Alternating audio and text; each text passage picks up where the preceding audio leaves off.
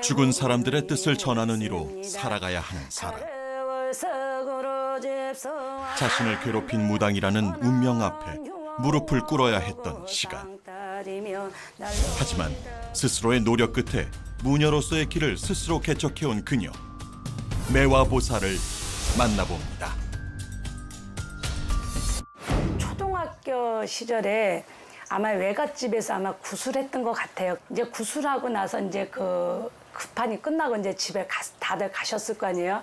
근데 그날 밤에 꿈을 꾸는데 소나무를 하나 손에다 짚어주고 무슨 신장대, 지금 보면 신장대인가 봐. 뭘 하나 입혀놓고 나보다 들고 뛰라는 거예요. 제 할머니가. 그래서 저 양반들 뭔데 날보다 뛰라 그래. 무슨 풍악 소리가 울리는데 거기서 아마 내가 그 소리에 막 들고 뛰던 것 같아요. 그러니까 하늘로 솟구치게 진짜 엄청 게 무슨 세계 속에서 나무 안의 세계야.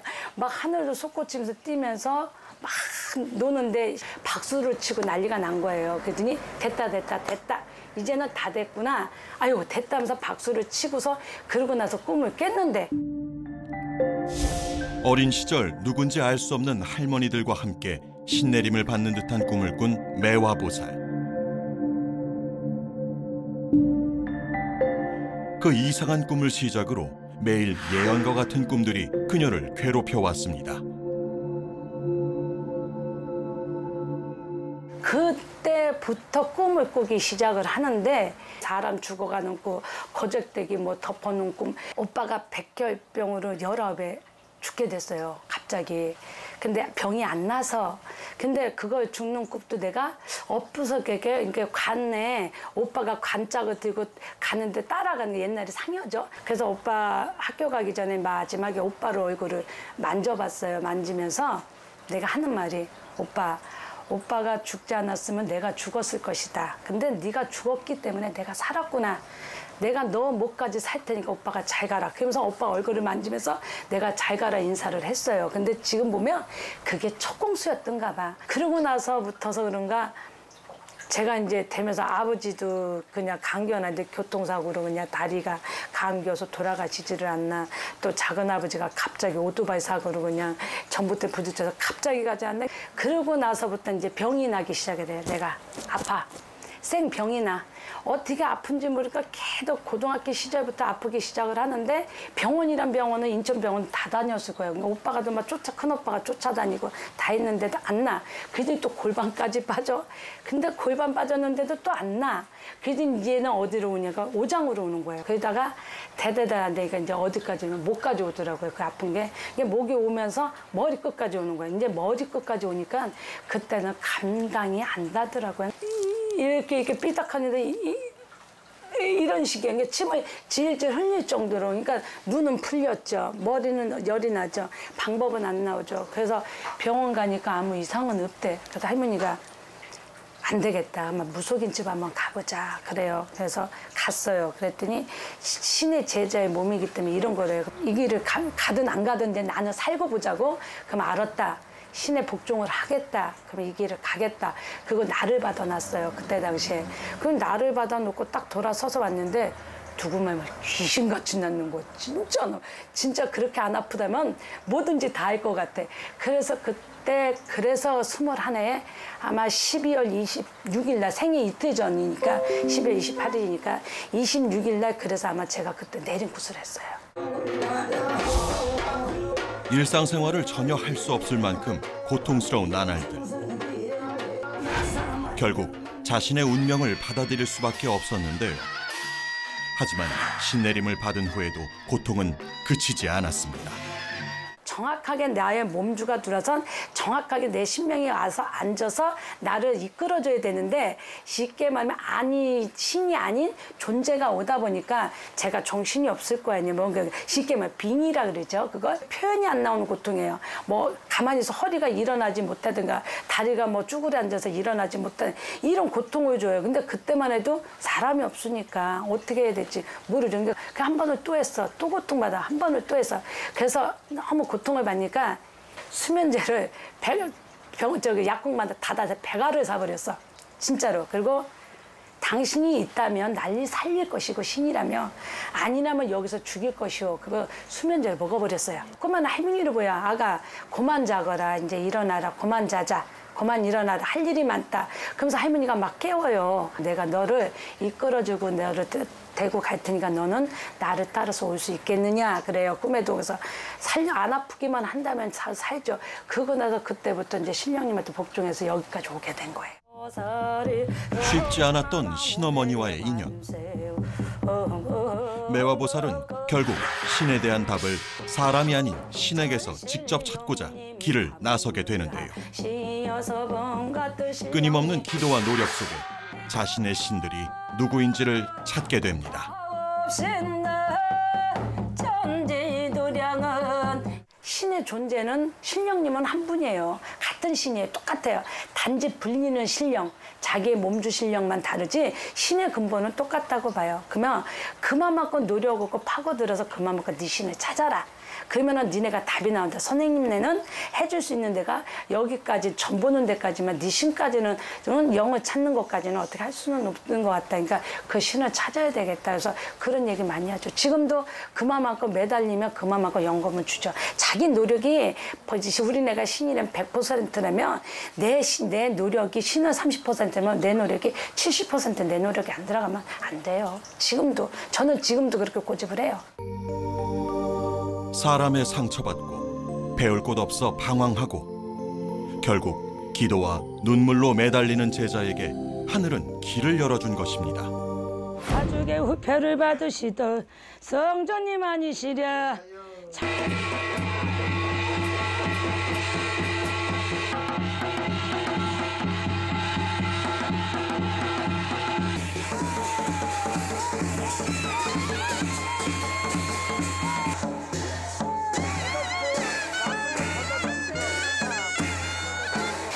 이제 그 언니가 이제 따님이 너무 이뻐. 근데 지금 여자의 아이돌이야. 아이돌이 데뷔를 딱 해서 추석 때 지나면 바로 이제 방송이 되려고 아이돌 컨셉이 7명이 있었어요.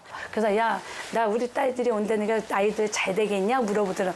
언니한테 그래서 딸이 뭐 이렇게 자꾸 새카맣게 보이지? 아이돌 간다는데 뭘까? 그러고서 이제 추석 지나고 났는데 아이돌이 안 나오고 언니가 연락이 안 돼. 전화를 해봤죠. 그랬더니 야, 네 말이 맞아? 그래. 왜? 소름 끼쳐. 왜? 그랬더니 추석을 앞두고 남친이 있는데 남친하고 이제 술을 한 잔 먹고 이 남친이 차를 가지러 간 거라.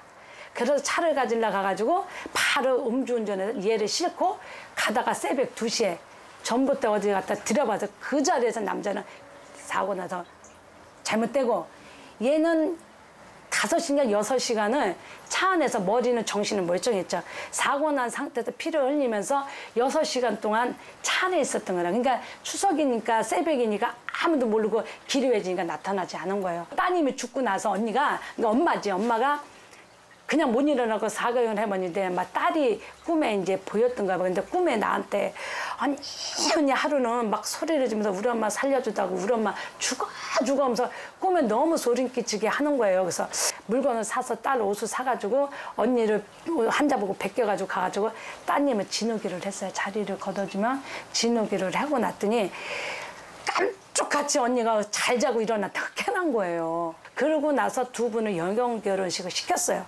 그러고 나서 지금은 두 사람이 아직도 사돈간을 지내고 지금 너무도 잘 살고 있어요. 그렇게 일해주고 나서요.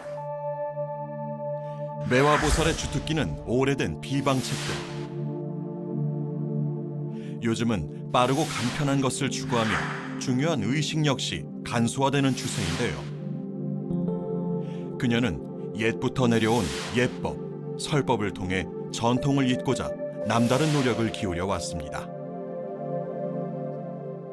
제가 지금도 왜 신의 길이 힘들다냐면 그래서 예전에 예법과 전통 비법과 비방 방법을 지금도 찾고 싶은데 오래된 선생님들은 거번이 다 돌아가셔요. 다 알려주면 배우기도 좋고 같이 하기도 좋고 그 옛날 전래 전통을 살리면 더 좋은데 그런 게 지금은 없어요. 그래서 그런 거 찾기 위해 오래된 분들의 그 노하우를 듣고 싶어. 은근히 이를 불러서 그 비법을 파내요. 따내고 또 다른 분이 오시면 또 다른 분을 모셔서 옛날에 그 비법이 있어. 그러면 그것도 찾아내요. 그래서 비법 노트가 좀 꽤 많아요. 방법이. 제가 일해본 결과에는 그것이 옛날에 노인네들 했던 그 방법의 비법들이 저한테는 그게 맞으니까.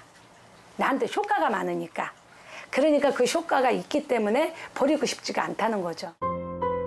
신의 제자로 바쁘게 살아가는 중에도 공부의 끈을 놓지 않는 매화보살. 일반인들에게 무속문화와 전통을 알리기 위해 노력하고 있습니다.